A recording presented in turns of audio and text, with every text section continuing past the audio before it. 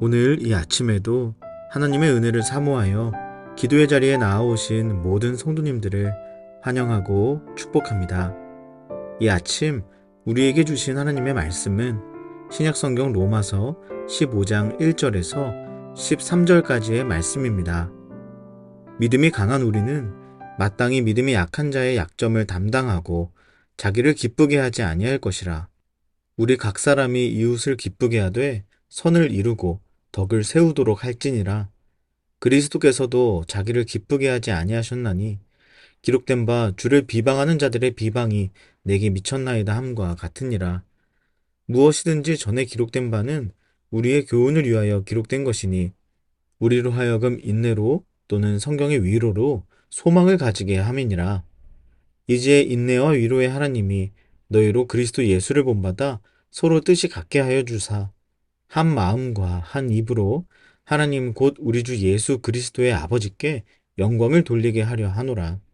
그러므로 그리스도께서 우리를 받아 하나님께 영광을 돌리심과 같이 너희도 서로 받으라. 내가 말하노니 그리스도께서 하나님의 진실하심을 위하여 할례의 추종자가 되셨으니 이는 조상들에게 주신 약속들을 견고하게 하시고 이방인들도 그 긍휼하심으로 말미암아 하나님께 영광을 돌리게 하려 하심이라. 기록된 바 그러므로 내가 열방 중에서 주께 감사하고 주의 이름을 찬송하리로다 함과 같으니라. 또 이르되 열방들아 주의 백성과 함께 즐거워하라 하였으며 또 모든 열방들아 주를 찬양하며 모든 백성들아 그를 찬송하라 하였으며 또 이사야가 이르되 이새의 뿔이 곧 열방을 다스리기 위하여 일어나시는 이가 있으리니 열방이 그에게 소망을 두리라 하였느니라. 소망의 하나님이 모든 기쁨과 평강을 믿음 안에서 너희에게 충만하게 하사 성령의 능력으로 소망이 넘치게 하시기를 원하노라. 아멘.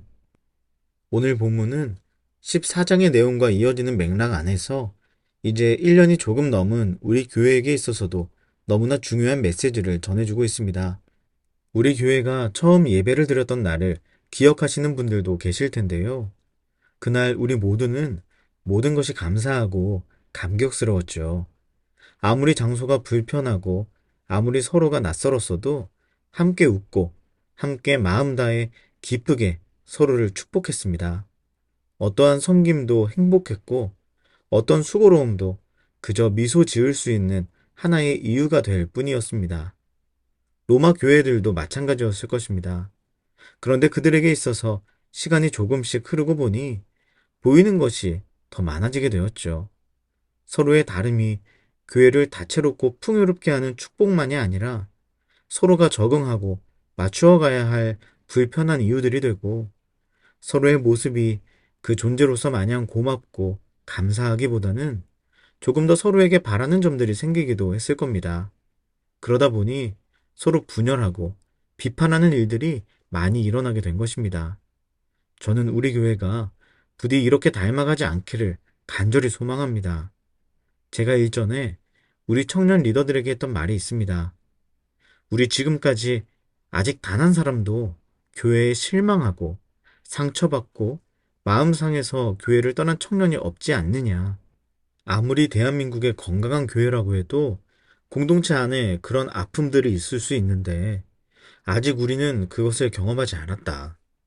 나는 제발 우리 청년부가 할 수 있는 데까지 단 한 명의 청년도 포기하지 않았으면 좋겠다. 끝까지 한번 용서해보자. 끝까지 손을 한번 내밀어보자. 끝까지 기다려주자. 끝까지 조금이라도 더 사랑해보자. 라고 말입니다.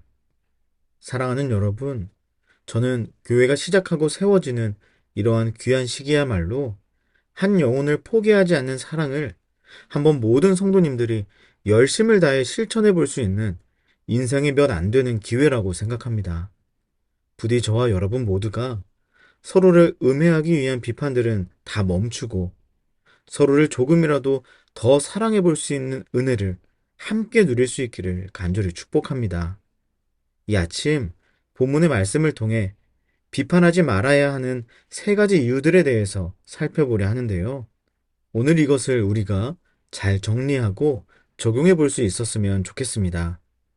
비판하지 말아야 하는 첫 번째 이유는 비판받을 만한 근거가 사실은 그 사람의 존재가 아니라 상황이 있을 수 있기 때문입니다. 로마서 14장 13절에서 하나님께서 우리에게 말씀하시는 것처럼 우리는 형제 자매가 넘어지거나 실족하는 것을 유발하는 모든 행동들을 피할 수 있으면 피해야 합니다. 우리는 누군가가 넘어지는 모습을 보며 그를 비판하고는 하는데요. 그러나 만약 그 사람과 내가 지금 서 있는 위치가 바뀌어 있었다면 나 역시도 충분히 넘어질 수 있다는 것을 꼭 기억해야 합니다. 한 번, 두 번은 피해갈 수 있겠죠. 그러나 세 번, 네 번, 수십 번 피해갈 수는 없는 것입니다. 언젠가는 넘어집니다. 왜냐하면 그 길은 부딪힐 것과 거칠 것이 있는 길이기 때문이죠. 그러니 우리가 넘어진 누군가를 볼 때 절대 비판이 앞서서는 안 되는 것입니다.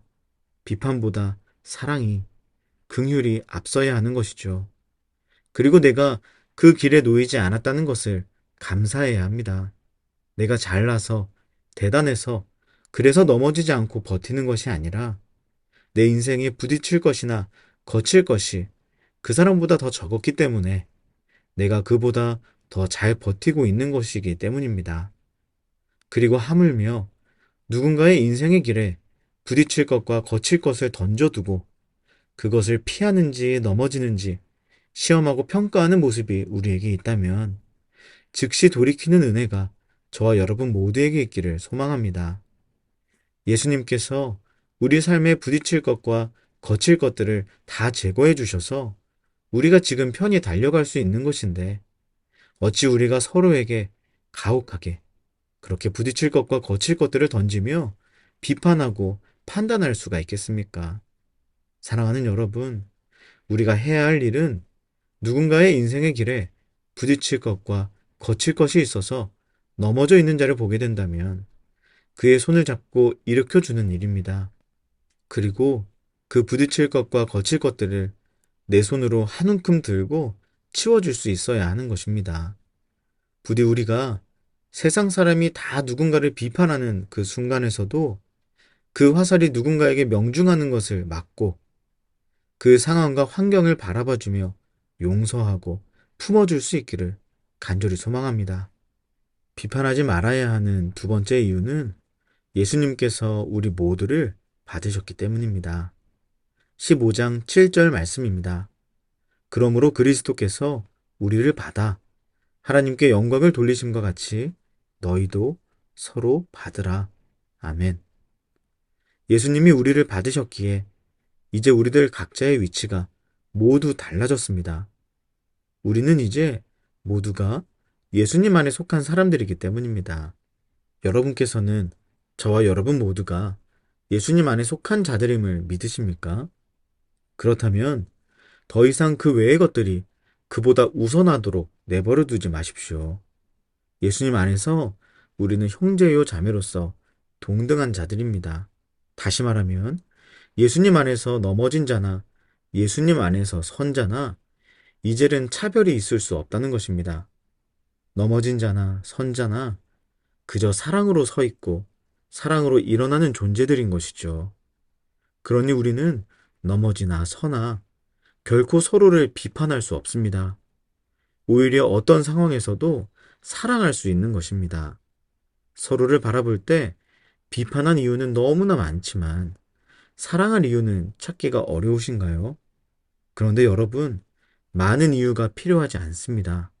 수만 가지 비판받을 이유가 있는 사람이라도 우리가 예수님을 생각한다면, 우리를 받으신 예수님을 기억한다면 그 예수님 때문에, 그 단 하나의 이유 때문에 수만 가지 허물을 다 덮고 그를 사랑할 수 있는 충분한 이유가 되는 것입니다. 만 가지 이유 때문이 아닌 단 한 가지 이유 때문에 그를 사랑할 수 있는 우리 모두가 되기를 간절히 축복합니다. 비판하지 말아야 하는 세 번째 이유는 모든 열방들로 하여금 영광 받으시는 것이 하나님의 꿈이기 때문입니다. 그렇기에 예수님 안에서 형제요 자매된 우리들 외에도 아직 예수님 품 안에 있지 않은 사람들을 향해서도 우리는 비판하지 말아야 하는 것입니다. 내가 불편해하는 저 사람을 통해 하나님께서는 영광을 받으시겠다고 작정하고 계시기 때문이죠. 그렇다면 그 역시도 아직은 예수님의 품 안에 있지는 않지만 언젠가는 그 역시 하나님의 영광을 담을 도구로 쓰임받을 것을 기대하면서 그에 합당한 자로 여겨줄 수 있어야 하는 것입니다. 하나님이 그를 통해 영광 받기를 꿈꾸시는데 어찌 나는 그를 보면서 비판할 생각만을 마음에 품을 수 있다는 말인가요? 그럴 수는 없는 일입니다. 사랑하는 여러분, 처음에 말씀드린 것처럼 내 눈에 넘어진 자가 보인다는 것은 내가 잘나서 서 있고 그는 그렇지 못해서 넘어져 있는 것이 아니라 나는 안전한 길에 서 있고 그는 그렇지 않은 길에 있기 때문입니다. 그렇다면 우리가 예수님 품에 있을 수 있는 이유가 무엇입니까? 예수님이 우리의 인생에 부딪힐 것과 거칠 것들을 다 제거해 주셨기 때문 아닙니까? 예수님 때문에 넘어지지 않는 것입니다. 그렇다면 우리의 눈에 넘어진 자가 보인다는 것은 결국 예수님의 사랑이 필요한 사람이 보인다는 것과 같은 것이겠죠. 그렇다면 그때 우리가 해야 할 일이 무엇이겠습니까? 바로 예수님의 사랑을 전해주는 것입니다. 그리고 이는 내 자신을 돌아봤을 때도 마찬가지로 적용할 수 있습니다. 혹시 오늘 이 아침 넘어지고 주저앉아 머물러 있는 분이 계시는지요? 혹은 스스로 비판받아 마땅한 인생이라는 생각을 하고 계시는 분이 계시는지도 모르겠습니다. 그런데 여러분, 결코 그렇지 않습니다. 여러분을 가장 잘 아시며 누구에게도 속지 않으시는 하나님께서 여러분을 그렇게 생각하지 않으십니다. 오히려 하나님은 넘어지는 상황이 우리 인생에 드리워진 것을 슬퍼하시고 계속 넘어지고 주저앉아 머물러 있는 우리들을 인내하고 위로하시며 그런 우리를 그 넘어짐의 땅에서 완전히 건지셔서 예수님의 품으로 이끌어 주시는 분이라는 사실을 꼭 믿으시기 바랍니다. 또한 하나님의 꿈이 우리에게 있음을 이 아침 꼭 기억하십시오. 하나님은 이 땅의 모든 연약한 자들과 함께 모든 만물과 세상을 통해서 영광받기를 꿈꾸시니 언젠가 내 안에 있는 수많은 연약한 부분들 역시 하나님께 영광을 돌리기에 충분한 모습으로 변화될 것입니다.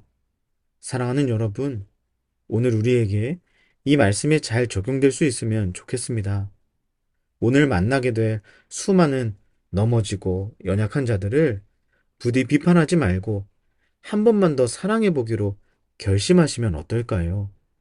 그리고 그 마음으로 오늘도 위태롭고 비틀거리며 살아가는 나의 인생을 하나님의 마음으로 격려하고 용서하고 또 인내하며 하나님의 마음과 사랑을 느껴볼 수 있으면 얼마나 좋을까요? 그렇게 스스로와 서로에 대한 비판을 멈추고 사랑이 시작되는 저와 여러분의 이 아침, 하루의 시작이 되시기를 주님의 이름으로 간절히 축복합니다. 기도하겠습니다. 넘어진 누군가를 볼 때 비판보다 한 걸음 앞서 사랑으로 다가가게 하소서. 수만 가지 비판할 이유보다 단 한 가지 이유, 예수님 때문에 사랑할 수 있는 내가 되게 하소서. 그리고 우리 개인의 기도 제목을 놓고 우리의 가정과 우리 다음 세대 자녀들, 사랑하는 청년들을 위해 기도해 주십시오. 또한 사김의 교회가 지금은 임시거처에서 예배드리고 있습니다. 이곳에서의 생활과 앞으로의 예배 장소를 위하여 기도해 주시기 바랍니다. 마지막으로 나라와 민족과 열방을 위하여 한마음과 한뜻으로 기도하며 나아가겠습니다. 함께 기도하시겠습니다.